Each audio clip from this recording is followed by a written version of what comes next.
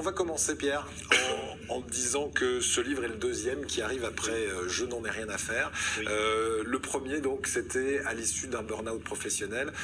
Vous êtes chef d'entreprise, vous êtes assailli par tous ceux qui veulent des créances, qui disent « moi, je suis pas bien dans ton entreprise », etc. Et là, vous dites « j'envoie tout balader ». Ça commence comme ça. Tout à fait. Donc c'était bon, je n'en ai rien à faire. En fait, le thème, c'est le détachement. C'est-à-dire qu'il faut se détacher de ce qui peut effectivement nous polluer l'existence et vraiment envoyer balader.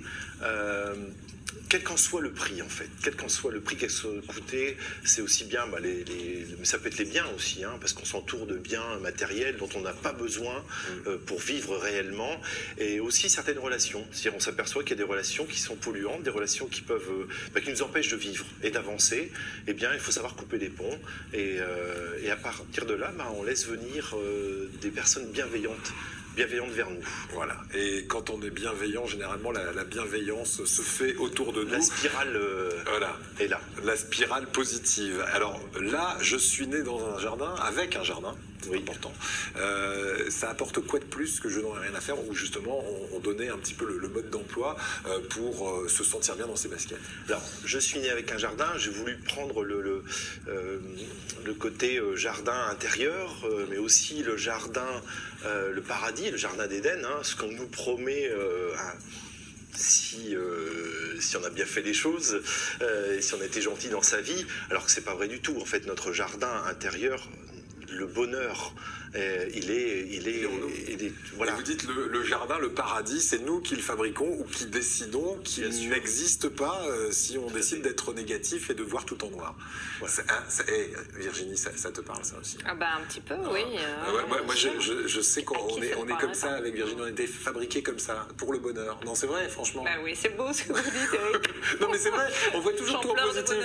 Non mais c'est vrai, nous, on voit jamais rien de négatif, donc c'est pour ça que quand j'ai Pierre Fasquelle sur le plateau, j'ai envie de savoir, est-ce que c'est quelqu'un qui tient ses promesses dans la vie? Est-ce que malgré tout, de temps en temps, vous n'êtes pas tenté de vous énerver un petit peu? Il n'y a pas des choses qui vous agacent dans la vie? Vous lâchez prise sur tout, vraiment? Alors, je reste néanmoins un être humain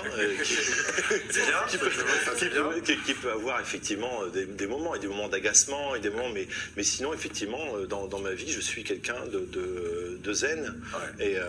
Et en tout cas, je prends toujours les choses du bon côté. Je me dis toujours que le positif est là. Chaque matin, quand je me lève, je me dis, voilà, cette journée va être merveilleuse, parce que chaque jour, quelque chose de merveilleux arrive. Mais c'est aussi une gymnastique, le bonheur. J'en parlais avec quelqu'un que j'ai interviewé récemment, Frédéric Lenoir, le philosophe qui a écrit largement sur ce sujet-là.